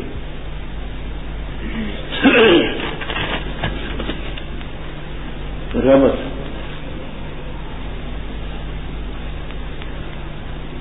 کل آپ نے سنا تھا کہ پہلے نعمت عامہ برعامہ کا ذکر تھا، اور اس کے بعد نعمت خاصہ برخاصہ کا ذکر تھا۔ کل اجمال تھا، آگے مسلسل کئی رکوع اس کی تفصیل چلی جا رہی ہے کہ ہم نے بنی اسرائیل پر کیا کچھ انعامات کیے۔ فرماتے ہیں بنی اسرائیل میری نعمتوں کو یاد کرو جو میں نے تم پر، اور نعمتوں میں ایک ہی ہے وانی فضلتکم علی العالمین، میں نے تمہیں جہان والوں پر فضیلت۔ اس فضیلت سے کیا کون سی فضیلت مراد ہے؟ تو مفسرین کرام رحمہم اللہ تعالی فرماتے ہیں، تفسیر کبیر، معالم التنزیل، حازم، روح المعانی، مواہب الرحمن وغیرہ وغیرہ تفسیروں میں، کہ اس سے جزوی فضیلت مراد ہے۔ وہ جزوی فضیلت یہ کہ آگے جو انعامات آتے ہیں وہ من سلوہ اترنا وغیرہ وغیرہ، یہ انہی لوگوں کے لیے تھے، تو جزوی فضیلت ہو اس امت پر بھی ان کی فضیلت ثابت ہے، اور اگر کلی فضیلت مراد ہو تو اس امت پر تو ان کی فضیلت نہیں، پھر اس سے عالمین سے اپنے دور کے لوگ مراد ہوں گے جو اور قومیں تھی، ان پر اللہ نے ان کو کلی فضیلت دی، اس امت پر ان کو کوئی فضیلت نہیں۔ فرمایا گر اس دن سے نہیں کفایت کرے گا کوئی نفس کسی نفس سے کچھ نہیں۔ قاضی بیضاوی رحمہ اللہ تعالی، راضی رحمہ اللہ تعالی وغیرہ بزرگ فرماتے ہیں کہ اگر کوئی آدمی گرفتار ہو جائے تو اس کو چھڑانے کے عقلی طور پر 4 طریقے ہوتے ہیں۔ ایک طریقہ یہ ہوتا ہے کہ اس مجرم کی ضمانت دی جاتی ہے کہ اس کو رہا کرو، اس کا میں ضامن، ضمانت دے کر اس کو رہا کرایا جاتا ہے۔ دوسری صورت یہ ہوتی ہے کہ اس کے لیے سفارش کی جاتی ہے کہ ہم مانتے ہیں اس نے غلطی کی ہے، جرم کیا ہے، لیکن ہم سفارش کرتے آپ معاف کریں۔ تیسری صورت یہ ہوتی ہے کہ اس کا کوئی جرمانہ دے کر اس کو رہا کرایا جاتا ہے کہ اس نے جو غلطی کی ہے اس کا یہ فدیہ، یہ جرمانہ لے لو اور اس کو چھوڑ دو۔ چوتھی صورت یہ ہوتی ہے کہ قوت اور طاقت ہو تو ہلہ بول کر کے وہاں سے چھڑانا۔ رب تعالیٰ فرماتے ہیں کہ قیامت کے دن ان میں سے کوئی صورت بھی نہ ہو، لا تجزی نفس عن نفس شیئا، کوئی نفس کسی نفس کی طرف سے کفایت نہیں کرے گا کہ ضامن بن کر کے دوسرے کو چھڑائے، یہ بھی نہ ہو، اور شفاعت بھی قبول نہ ہوگی۔ یہ اپنے مقام پر بات آئے گی کہ اہل ایمان کے لیے شفاعت دلائل سے ثابت ہے، اس سے کافر مشرک مراد ہیں، ان کے لیے کوئی شفاعت لا تنفع شفاعت شافعین، ان کے حق میں کوئی شفاعت نہیں۔ ولا یؤخذ منها، اس نفس سے عدل جرمانہ بھی نہیں لیا جائے گا کہ جرمانہ لے کر ان کو چھوڑا جائے۔ ولا هم ينصرون، نہ ہلہ بول کر کے ان کی مدد کی جا سکتی ہے کہ حملہ کر کے تھانے کو توڑ کر کے وہاں سے ان کو نکال لائیں، یہ بھی نہیں۔ اب یہاں یہ نحوی طور پر سوال پیدا ہوگا کہ ہم کی ضمیر کے دروازے، تو کہتے ہیں کشاف، بیضاوی، روح المعانی، البحر المحیط وغیرہ جو تراکیب پر بھی خوب بات کرتے ہیں، جمل اور کمالین میں بھی آپ کو مل جائے گی تحقیق، کہتے ہیں کہ ہم کی ضمیر راجع بسوئے نفس، لا تجزی نفس عن نفس شیئا، یہ نفس کی طرف راجع اس لیے کر کے کہ نفس نکرہ ہے، اور نکرہ سیاق نفی میں ہو تو نکرے پر نفی داخل ہو تو اس میں تعمیم ہو، کیونکہ لا تجزی نفس عن نفس، لا کا لفظ نفی ہے تو نفس خود نکرہ تھا، نکرے میں تعمیم ہوتی ہے، تو سیاق نفی میں آ جائے تو اور تعمیم ہو جاتی ہے، تو گویا ایک نفس نہیں نفوس کثیرہ ہیں۔ دوسرا سوال یہ پیدا ہوگا کہ نفس کا لفظ تو عربی میں مؤنث ہے، یہی وجہ کہ پہلے منہا ولا یقبر منہا اے من النفس ولا یؤخذ منہا اے من النفس، تو عربی میں نفس کا لفظ تو مؤنث ہے اور ہم ضمیر جمع مذکر کی ہے، تو یہ اس کی طرف کیسے راجع ہوئی؟ تو مفسرین کرام کشاف وغیرہ والے فرماتے ہیں کہ وہ نفس بمعنی شخص و فردن کے ہے، تو ولا ہم کے معنی وہ اشخاص اور افراد جو ہیں جن پر نفس کا لفظ دلالت کرتا ہے ان کی مدد نہیں کی جائے گی، تو جمع کی وجہ بھی سمجھ آ گئی اور اس کی تذکیر کی وجہ بھی سمجھ آ گئی۔ وَإِذْ نَجَّيْنَاهُمْ، یہ منسوب ہے وَاذْكُرُوا، یاد کرو جب ہم نے تمہیں نجات دی، یہ ان کو تو نجات نہیں ملی تھی، نجات ان کے بڑوں کو ملی تھی، لیکن ان بڑوں پر جو نعمتیں ہیں ان کو بیان کر کے احسان جتلاتے ہیں کہ تمہارے بڑے تھے، ہم نے تمہیں نجات دی۔ جیسے ہم کہتے ہیں کہ ہم نے بدر میں یوں کیا، احد میں ہم نے یوں کیا، ہم نے کب کیا تو بڑوں نے، لیکن ہمارا ان سے رب۔ اب یہاں تفسیریں مختلف ہیں، کبیر میں، خازن میں، معالم میں اور تمام تفسیروں میں یہ موجود ہے۔ ایک یہ کہ فرعون کو منجم کاہن نے، نجومی نے بتایا کہ ان 2-3 سالوں میں بنی اسرائیل کے گھروں میں ایک لڑکا پیدا ہوگا، وہ تیری حکومت کے زوال کا سبب بنے گا۔ تو کسی منجم نجومی نے فرعون کو یہ کہا۔ حافظ ابن کثیر رحمہ اللہ تعالی البدایہ والنہایہ میں یہ بھی نقل کرتے ہیں کہ حضرت ابراہیم علیہ السلام سے یہ بات منقول ہوتی چلی آئی تھی کہ مصر کا بادشاہ ہوگا فلاں، اور اس کے دور میں ان سالوں میں یوں ہوگا۔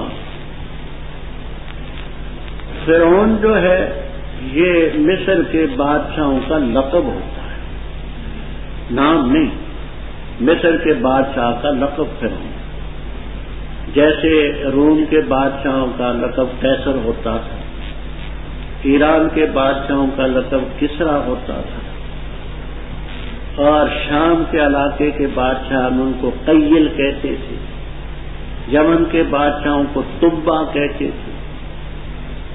تو یہ فرعون نام نہیں لقب ہے، جیسے صدر مملکت، وہ جون سا ہے صدری ہوگا۔ موسیٰ علیہ السلام کے زمانے کے فرعون کا نام تھا ولید ابن مصعب ابن ریان، مصعب سواد کے ساتھ، ولید ابن مصعب ابن ریان، بڑا شاطر، بڑا ظالم اور بڑا سرکش۔ تو دوسری بات یہ کہ اس کو خواب کے پہلے سے بات جو چلی آ رہی تھی اس کے ذریعے پتہ چلا، یہ بھی کہا گیا کہ اس کو خواب آیا، خواب کے ذریعے اس نے دیکھا ان 3 سالوں میں مثلا بچہ پیدا ہوگا لڑکا اور میری زوال کا سبب ہوگا۔ اس نے سخت پہرے قائم کر دیے بنی اسرائیل کے گھروں میں، تو جو لڑکا پیدا ہوتا تھا اس کو قتل کر دیتا تھا۔ شاہ عبدالعزیز صاحب محدث دہلوی رحمہ اللہ تعالی تفسیر عزیزی میں لکھتے ہیں کہ 12,000 بچے قتل، 12,000، اور 90,000 ماؤں نے حمل گرائے کہ مبادہ لڑکا ہو ہمارے سامنے قتل کیا جائے اور ہم اس کو گوارا نہ کر سکیں۔ علامہ بونی رحمہ اللہ تعالی اکابر اولیاء اللہ میں گزرے ہیں، ان کی کتاب شمس المعارف عملیات کے فن میں سب سے مبسوط کتاب ہے۔ وہ علامہ بونی رحمہ اللہ تعالی لکھتے ہیں کہ 70,000 بچہ قتل ہوا۔ تو شاہ عبدالعزیز صاحب رحمہ اللہ تعالی فرماتے ہیں کہ 12 الہ آباد کے طنز نگار شاعر اکبر الہ آبادی مرحوم کی کلیات طبع شدہ ہیں، وہ بھی عجیب انداز سے بات کو سمجھاتے ہیں۔ وہ کہتے ہیں جو قتل سے بچوں کے وہ بدنام نہ ہوتا، افسوس کے فرعون کو کالج کی نہ سوچ۔ جو قتل سے بچوں کے وہ بدنام نہ ہوتا، افسوس کے فرعون کو کالج کی نہ سوچ۔ کالج بنا دیتا، ذہنی طور پر بچوں کو خسی کر دیتا اور ان کے نظریات بدل دیتا، تو وہ برپائی نہ ہوتی چیز ہوئی طنز کے ساتھ کہ اتنے وہاں ذہنی طور پر کالج میں بگاڑ دیتے۔ تو اس کا ذکر ہے نجیناکم، جب ہم نے تمہیں نجات دی آل فرعون سے۔ یسومونکم، سیوطی رحم اللہ تعالی وغیرہ تو یسومون کا معنی کرتے یذیقونکم، اذاقہ یذیقو اذاقہ باب فعل، تمہیں چکھاتے تھے برا عذاب۔ علامہ ابو سعود رحمہ اللہ تعالی یسومون کا معنی کرتے ہیں یولونکم، تمہیں دیتے تھے، یولونکم دیتے تھے تمہیں برا، کیا کرتے تھے اس کی تفصیل ہے۔ یذبحون ابناءکم، وہ ذبح کرتے تھے تمہارے بیٹوں کو اور زندہ چھوڑتے تھے تمہاری عورت۔ جمہور تو یستحیون کا معنی یہی کرتے ہیں کہ اس کا مجرد مادہ حیات ہے۔ صاحب کمالین جو متاخرین میں بڑے نقطہ رس مفسر گزرے ہیں، شیخ سلام اللہ دہلوی رحمہ اللہ تعالی وہ کمالین میں لکھتے ہیں کہ یستحیون کا مجرد مادہ حیات نہیں ہے، الحیاء بکسر الحاء وہو الفرج، عورت کی شرمگاہ. تو یستحیون میں سین سے طلب کے لیے وہ شرمگاہوں کی تلاشی لیتے تھے، یہ دیکھتے تھے کون عورت حامل ہے کون حاملہ نہیں.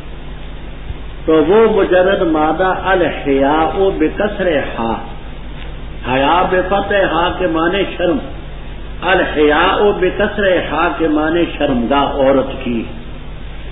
تو وہ یہ منع کرتے ہیں کہ عورتوں کی شرمگاہوں کی تلاشی لیتے تھے، یعنی یہ دیکھتے تھے کہ حاملہ کون سی ہے غیر حاملہ.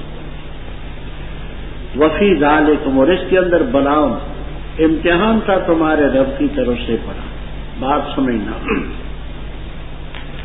بلاؤں کے معنی آزمائش اور امتحان کے بھی، اور بلاؤں کے معنی انعام اور احسان کے بھی. دونوں ترجمے ہمارے اکابر نے کیے. تو یہ ترجموں میں اختلاف کیوں ہوا اس کو سمجھنا ہے. وہ یہ ہے کہ ذالکم میں جو مشار الیہ ہے اس میں اختلاف ہے. اگر ذالکم کا مشار الیہ نجینا میں نجات ہو تو پھر بلاؤن کے معنی احسان اور انعام کے ہیں، کیونکہ عذاب سے نجات انعام ہوتا ہے. اور اگر ذالکم کا مشار الیہ سوء العذاب ہو تو بلاؤن کے معنی آزمائش اور امتحان. تو اس مشار الیہ کے بارے میں اختلاف کی وجہ سے یہ معنی دونوں سے ہی یہ دونوں لفظ پہلے مذکور ہے. اور موسیٰ علیہ السلام ہارون علیہ السلام بنی اسرائیل کو لے کر کے مصر سے ہجرت کے لیے روانہ ارض مقدسہ کی طرف جا رہے تھے. راستے میں بحر قلزم واقع ہو، ان کے پاس کوئی کشتی وشتی نہ تھی. وہ آگے سورۃ الشعراء وغیرہ میں تفصیل آئے گی انشاءاللہ. تو یہ جس وقت گئے پیچھے سے فرعون کی فوجوں نے تعاقب کیا. آگے دریا کی موجیں ہیں، پیچھے فرعون کی فوجیں ہیں، یہ گھبرا. موسیٰ علیہ السلام کے سامنے شکوے کی کہ انا لمدرکون، ہم تو پکڑے گئے. فرمایا نہیں، انا معی ربی سیہدین، میرا رب میرے ساتھ. موسیٰ علیہ السلام کو حکم ہوا لاٹھی اپنے سمندر پر مارے. اشارہ ہی کرنا تھا، ان کے لیے راستے پر پانی ایسا کھڑا رہا جیسے یہ دیواریں کھڑی ہیں. فکان کلو فرقن کالطود العظیم، وہ دیواریں کھڑی ہوئی، یہ ان سے پار ہو گئے. فرعون نے حکم دیا حامان وزیر اعظم کو کہ تو آگے لگ، فوجیں پیچھے ہوں گی اور میں پیچھے. یہ جس وقت سمندر میں داخل ہوئے تو اللہ تعالی کا حکم ہوا سمندر کا. باقی تو وہیں سے سیدھے جہنم رسید ہوئی. اور سورہ یونس میں آپ پڑھیں گے الیوم ننجی کا بے بدنک کا لتکون لمن خلفک آیا. فرعون کی میت کو بعد پھینکا گیا تاکہ دیکھنے والے دیکھیں کہ یہ کہا کرتا تھا نا ربکم الاعلی، اس کا ذکر ہے. یہ دیکھنا حرف واو لمطلق الجمع لا ترتیب فی، حرف واو جمع کے لیے ہوتا ہے، ترتیب اس میں نہیں ہوتی. اس میں آگے جو واقعات ہیں کوئی آگے ہوگا کوئی پیچھے ہوگا، ترتیب نہیں ہے. لیکن یہ واقعات ہوئے سارے، اس لیے وَإِذْ فَرَقْنَا میں واو ہے، آگے بھی واو ہیں. تو اس سے یہ ترتیب نہ سمجھنا کہ پہلے وہ پھر بعض واقعات آگے پیچھے بھی. اور الواو لمطلق الجمع لا ترتیب فی، یہ آپ نے جامی میں پڑھا، عبد الغفور میں ہے، متن متین میں ہے، مغنی لبیب میں ہے. اچھا، اور جب پھاڑا ہم نے تمہاری خاطر سمندر کو، بس ہم نے تمہیں نجات دی اور غرق کیا ہم نے فرعونیوں کو اور تم دیکھ رہے.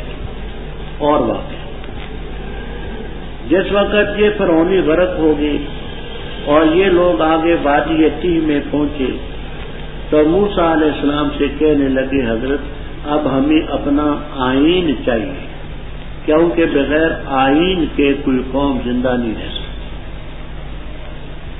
تو اللہ تعالیٰ نے موسیٰ علیہ السلام سے فرمایا کہ آئیں 30 دن یہاں انتظار کریں تو رات تمہیں ملے گی۔ موسیٰ علیہ السلام نے وہاں 30 دن 30 راتیں گزاری۔ پہلے وعدہ 30 کا تھا اور آگے ذکر آئے گا کہ 10 راتیں مزید پھر گزارنی پڑی۔ اس کی ایک وجہ یہ ہے تفسیر ابن جریر طبری وغیرہ میں کہ تورات کی 10 تختیاں تھیں، روزانہ ایک ایک تختی ملتی تھی۔ فتم میقات ربی 40 لیلہ۔ دوسری یہ کہ موسیٰ علیہ السلام نے مسواک کر لی تھی اور اللہ تعالیٰ کو روزے دار کے منہ سے جو خلو معدہ کی وجہ سے بو اٹھتی ہے وہ کستوری سے بھی زیادہ پیاری آتی ہے، تو فرمایا کہ مزید 10 روزے رکھو اور پہلے 30 تھے۔ فتم میقات ربی 40 لیلہ، یہاں آخر ٹوٹل جو تھا اس کا ذکر کر دیا۔ اور جب وعدہ کیا ہم نے موسیٰ علیہ السلام سے 40 راتوں کا، ثم اتخذتم العجل، پھر بنا لیا تم نے بچڑے کو۔ یہ الہن مفعول ثانی اس کا محذوف ہے، لفظ اتخاذ مفعول ثانی کو چاہتا ہے، تو ایسا اصل یہ ثم اتخذتم العجل الہن، الہن یہ مفعول ثانی اتخاذ تھا، پھر بنا لیا تم نے بچڑے کو معبود۔ وہ بچڑے کا ذکر آگے انشاءاللہ مفصل قرآن میں آئے گا۔ من بعدہ ہی کی ضمیر آجے بسوئے موسیٰ علیہ السلام، لیکن بعد ہی کا یہ معنی نہیں کہ موسیٰ علیہ السلام کے دنیا سے رخصت ہونے کے بعد عبادت ذہابی الی الطور، ان کے طور پر جانے کے بعد تم نے ان کی غیر حاضری میں بچڑے کو معبود کر من تم جانے، پھر ہم نے تمہیں معاف کیا اس کے بعد تاکہ تم شکریہ ادا کرو۔ اور جب دی ہم نے موسیٰ علیہ السلام کو کتاب اور فرقان تاکہ تمہیں ہدایت۔ فرقان سے کیا مراد ہے؟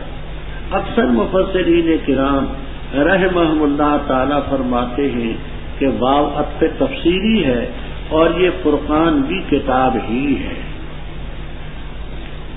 اور اس معنی میں اس کو فرقان کہا الفارق بین الحق والباطل والحلال والحرام، کہ تورات حق اور باطل، حلال اور حرام کے درمیان فرق کرنے والی، تو کتاب بھی وہی ہے، فرقان بھی۔ دوسرے حضرات یہ فرماتے ہیں کہ نہیں، کتاب سے تورات مراد ہے اور فرقان سے موسیٰ علیہ السلام کے وہ موجے مراد ہیں، علی الخصوص وہ عصا کا نیچے پھینکتے تھے، فوقع الحق و بطل ما کانوا یعملون، تو فرقان سے وہ معجزہ مراد ہے جس سے حق اور باطل کا فیصلہ۔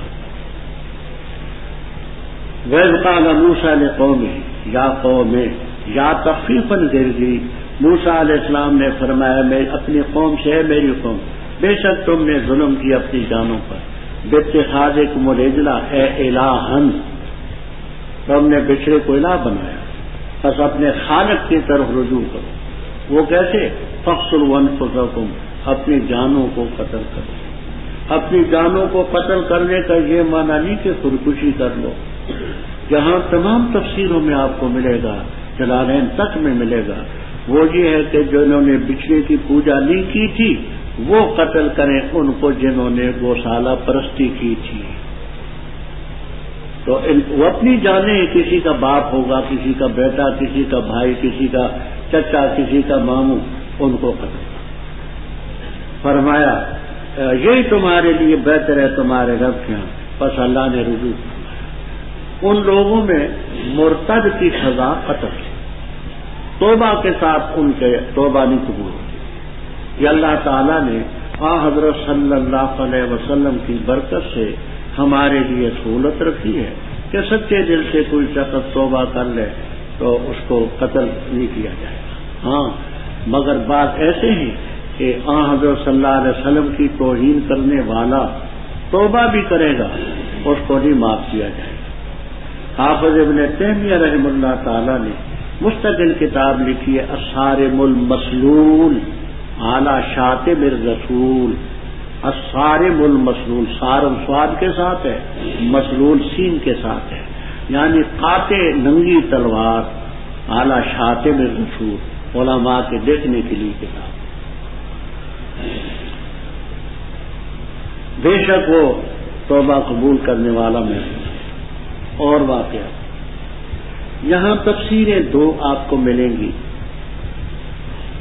خازن میں، معالم میں، روح المعانی میں، کبیر میں، ابو سعود میں وغیرہ وغیرہ۔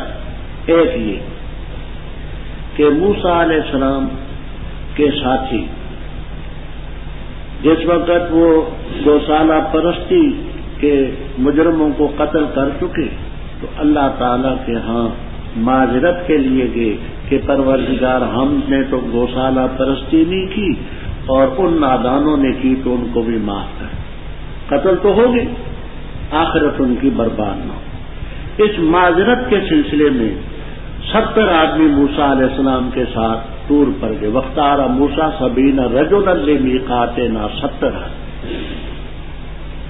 تو اس سلسلے میں یہ کہ دوسری تفسیر یہ ہے کہ جب تورات ملی تو تورات موسیٰ علیہ السلام نے لوگوں کو سنائی، لوگوں نے کہا حضرت یہ تو بڑے سخت حکم ہیں، ہم سے تو یہ نہیں مانی جاتی، اللہ تعالیٰ سے درخواست کریں کوئی آسان کتاب ہمیں دے۔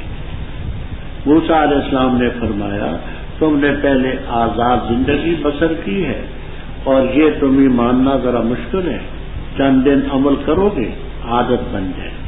کہنے لگے نہیں، اللہ تعالیٰ سے درخواست کریں کہ کوئی سہل کتاب دے، یہ بڑی سخت۔ تو اس سلسلے میں 70 آدمی ساتھ